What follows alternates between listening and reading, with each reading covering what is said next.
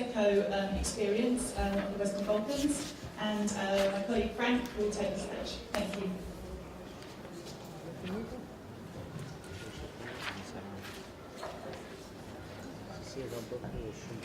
Thank you very much. Briefly, before I start with my presentation, also from the Swiss side, I would like to convene our thoughts are with you, with people affected from floods in the region, and maybe to react on the intervention from the back of the room. Funds are currently mobilized in Switzerland to provide an uncomplicated and fast support to the region as well.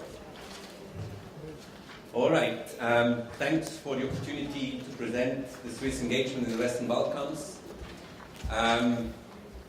Well, you have to bear with me a little bit longer, so before you can go and enjoy the weather and Belgrade, I hope that's okay. As you can see from the two not so different logos, there are two different entities supporting the development cooperation in the Balkans. One is attached to the Ministry of Economic Affairs, and that's SECO, the State Secretariat of Economic Affairs. And then on the other hand, we have the Federal Department of Foreign Affairs, and there the Swiss Development Agency for Cooperation and Development is attached. So we have both entities present here, and I represent both of them, so the presentation is going to cover more or less both entities. That's where we are active. We are in 5 countries active here in the Western Balkans: Bosnia and Herzegovina, Serbia, Kosovo, Macedonia, and Albania. However, when it comes to the water sector, I must exclude Serbia because there are no water projects from our side supported in Serbia.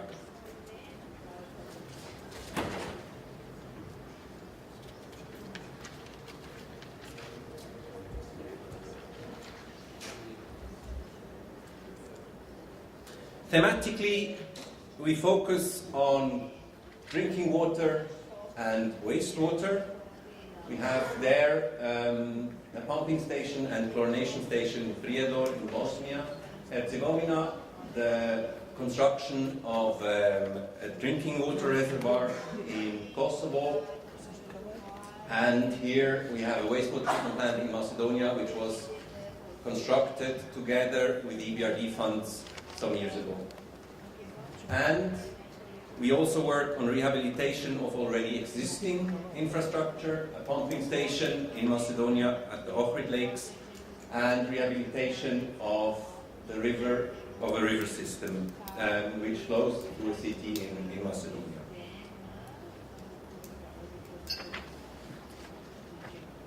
Of course, coordination and cooperation are important.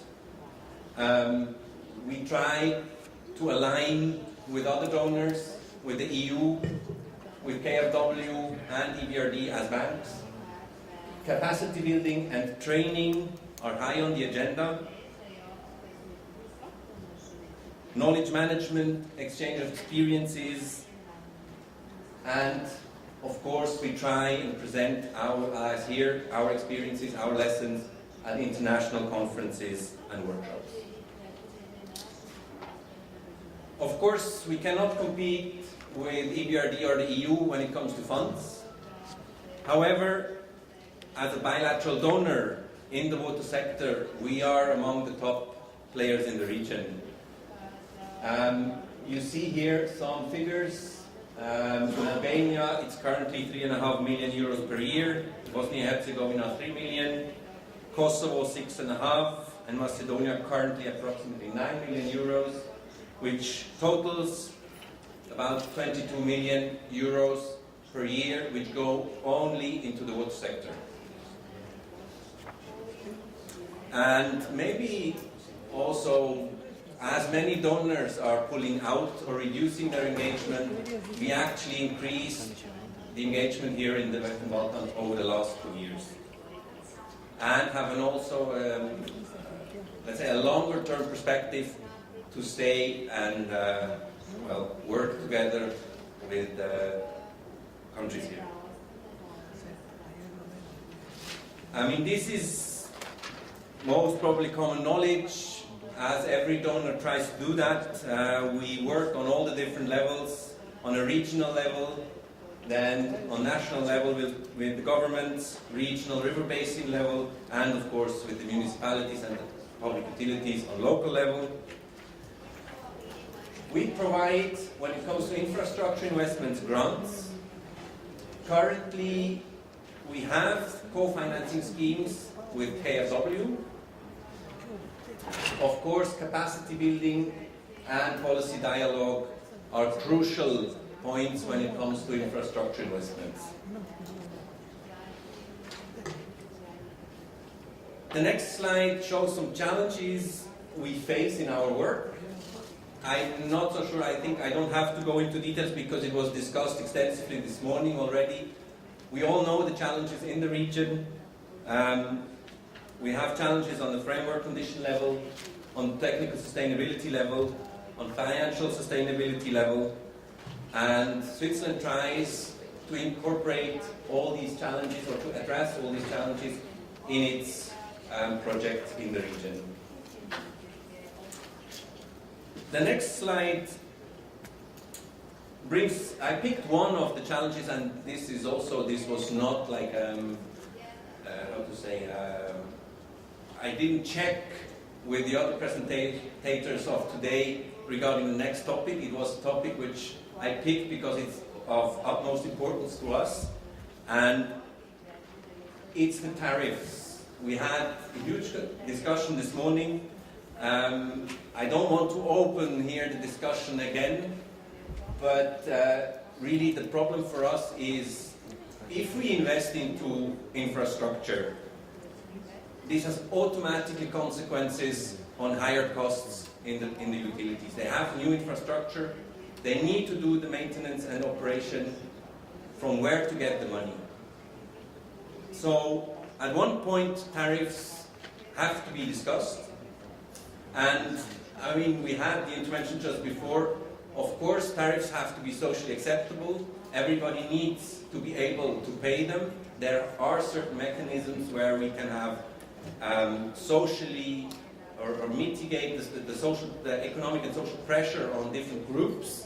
But somehow we need to raise or to have at least tariffs which do plus minus do the full cost recovery. We were actually facing with a very concrete problem, and that's the bottom line there, where we kind of tried to put this as a conditionality before we started investing, to raise the tariffs in order to receive the grant for a wastewater treatment plant. This was not possible to several different reasons. So we built the wastewater treatment plant. Now we have it, it's functioning. Still the tariffs are not being raised. So how do we get there? How do we make it possible that we have the possibility, or that we can invest into infrastructure and guarantee that afterwards this infrastructure is being maintained and operated without falling apart because the funds are not available? So if any one of you has the golden solution, we are very happy to hear that. And otherwise we will continue the discussion, I guess, for the next couple of years. When it comes to cooperation with development banks, as I just shortly mentioned, KfW is the main partner at the moment. We have several projects in Albania with them. We have a pipeline of projects in Bosnia and Herzegovina with them. We were cooperating with EBRD in one case so far in Kumanovo, Macedonia, but that's in the bracket. The Swiss cooperation is very active together with EBRD in Central Asia. With the following points, I know I'm kind of maybe stinging a bit the hornet's nest, and but anyway, positive from our side when it comes to cooperation with development banks is this combination of loan and grant. The grant kind of serving as an incentive towards the for the municipality, and the loan increases the ownership. So they take up the loan, they have to repay it, so they have to be willing to do that, which creates ownership on the municipality or public utility side. It also reinforces the cooperation development know-how because we can exchange. And it, in our case, in our specific case, it improved interventions in other countries, the experiences we had through this cooperation. On the downside, a bank is a bank is a bank. You still need to get your money back. It's a loan. So there is the fact that municipalities or public utilities taking up the loan, they get indebted. So somehow the pressure on them increases. And from different experiences we had, sometimes it's a bit difficult to distinguish what is really the criteria of a project success. On the bank side, is it just the return of loan, so that at a given point in time the money is paid back, versus the sustainability of the project, of what we built, what we did together, also after actually the project has ended and the loan has been paid back. So these are maybe slightly different views on what does project success mean. And of course we face in several municipalities now, also especially in Macedonia, the problem that municipalities and utilities cannot take up the loan because they already have debts, and there is a court case where it's limited to take loans, etc., etc. So it's not always the best solution to have a combined approach. My last slide gives some lessons learned from the past years. Also a bit to avoid this dilemma of when, for instance, start with the tariff increase. We have this performance-based approach. So you have performance indicators the utility and the municipality have to fulfill before you add the next step in the project. So it's a stepwise approach. It's slow, but somehow it guarantees that that we have a good and sustainable project at the end. Municipalities need to get involved. We need to enhance the leadership and coordination role in the programs. The utilities, they need to be included at the very beginning, already in the design phase, not only afterwards when it comes to implementation or running the new infrastructure. What we kind of also felt is it's important not only to invest in new infrastructure, but do at the same time, at the same place, in the same area, also a rehabilitation of the already existing infrastructure, because this gives fast service improvements, and this is a positive effect, so it's visible, so the population is more willing to accept higher costs afterwards once the new infrastructure is actually there. What else? Introduce incentives to ensure timely input by beneficiaries and local stakeholders. It was mentioned somehow a lot of consultants are running through the region. Mayors have to meet every one of them. You have delegations coming from head offices, etc., etc. So they get kind of tired, which is totally understandable. So we need to make clear why and for what they are asked, and they are invited to different events. Only with this we will have, let's say, a reliable feedback from their side. The permits, we had this morning, this discussion shortly. Solve property issues pre-project. It's nothing more annoying as you have already a contractor on site and then it turns out that property issues are not solved. Corporate development measures are important, but they need to be tailor-made. Each utility, each municipality has different problems, so you need to adapt to these circumstances. The customer participation goes a bit into the direction of the inputs of beneficiaries and local stakeholders. And we also had it mentioned briefly during one of the of the presentations this morning or this afternoon, that groundwater resources need to be protected because pollution of the groundwater is a serious risk. It was actually from Sohail Hassan mentioned this morning this point as well. So these are brief, some of the lessons learned. Maybe going to the cartoon here, then a miracle occurs. This miracle is not going to occur. We have to work on it. We have to make sure that we get from left from the project to the final sustainable solution. And we have to guarantee that. So it's important that we work together, we coordinate. And with that, I think I conclude because everybody wants to go home or at least out into the city. Thank you very much. I'm open for questions. Thank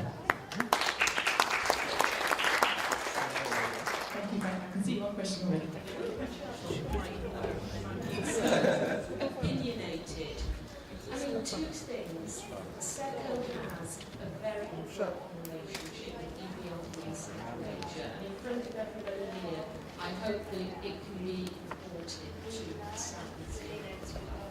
It's my first point. And the second one is really just to flag that I disagree with the comment that you made about banks. You seem to imply that banks wanting their money back what conflicts with sustainability projects. And just to set the record straight, and I think you've listened to what everybody has said from EBRD and other contributors as well. Yes, EBRD wants its money back, but sustainability, financial sustainability, project sustainability, environmental sustainability, they are the core of EBRD. So, Quickly, I agree, Central Asia and the cooperation between Switzerland and EBRD, that's great.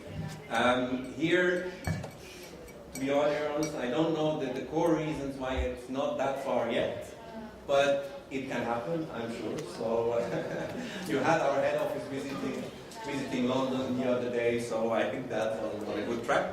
And of course, I totally see your point, your second point. I was also a bit polemic here, but sometimes this is a bit, it's not specifically targeting now EBRD, it's also with KFW, it doesn't matter which bank.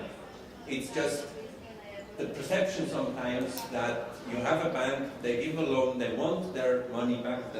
Of course you have your sustainability criteria, etc. But we also think beyond that and go further and have a coaching project which goes beyond that, etc. I mean, no offense, I mean. No offense taken. Okay, are there any other questions from the floor? No? Okay. Then enjoy your beer. Everyone's, yeah, desperate to get into the sunshine. Okay, for today we are complete. The schedule is over. We have the official conference dinner this evening.